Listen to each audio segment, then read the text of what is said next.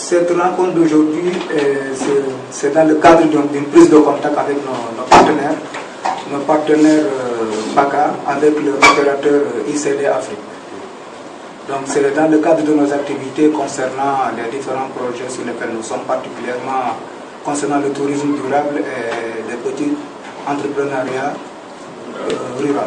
Aujourd'hui, ce que ce partenariat peut nous apporter, disons, ça va nous aider à un engouement économique dans les différentes, dans nos localités. Parce qu'il faut savoir qu'avant, on avait beaucoup de campements dans les villages et ça suscitait beaucoup d'intérêt. Donc les petites économies liées étaient beaucoup plus développées. Aujourd'hui, avec l'absence de ces campements, on a comme l'impression qu'il n'y a pas de vie économique ou il n'y a pas de vie touristique. Donc, alors, c'est dans ce cadre que nous agissons aujourd'hui avec notre partenaire. Nous souhaitons que ces campements puissent être réhabilités pour qu'il y ait un engouement économique, développer les activités connexes par rapport à ce tourisme-là. C'est l'objectif, faire renaître les campements qui ont disparu et aussi améliorer ceux qui sont déjà là.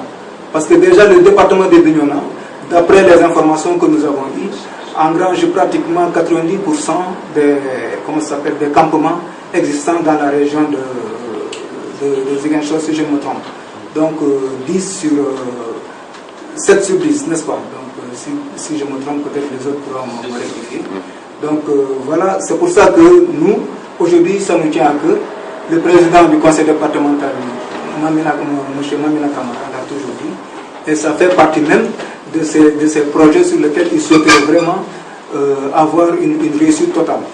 Donc on a même demandé d'avoir un inventaire de l'existant touristique pour que nous, derrière, on puisse savoir combien cela pourrait nous coûter et comment on pourrait gérer cela avec nos différents partenaires évoluant dans le domaine. Voilà, vous l'avez dit tantôt, au-delà de la réhabilitation des campements, quels sont les autres volets qui seront développés vraiment pour booster le tourisme au niveau des campements villageois? Donc aujourd'hui, en dehors des campements, il faut aussi voir que tourisme et culture vont de pair. Donc nous avons constaté les dernières fois que la culture n'était pas beaucoup prise en compte dans ce volet-là. Donc aujourd'hui, nous souhaitons que ça soit tourisme et culture, et éventuellement la pêche et autres activités qui seront liées à ce développement. Donc il faudrait, et la formation aussi, parce que ce qu'il faut savoir, c'est que à chaque fois que des projets sont mis en place, nous avons un problème de suivi. Donc aujourd'hui, bien que les campements sont réhabilités et les autres seront suivis, mais nous mettons le focus sur la formation des agents qui vont s'occuper de ces campements-là pour un suivi durable. Donc c'est pour ça, je crois que ça soit un tourisme durable, former les gens, avoir un suivi pendant 2 ans au moins, dès que comment puis-je le dire, encourager le partenaire à encore financer dans le secteur.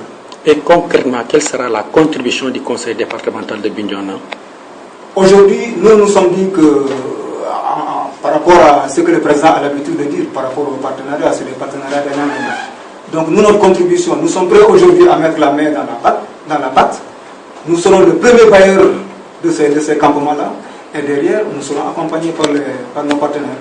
D'ailleurs, pour extrapoler un tout petit peu par rapport au petit entrepreneuriat rural, vous avez vu que nous avons intervenu avec nos moyens humains et financiers. Donc c'est comme ça que nous souhaitons aujourd'hui mener nos politiques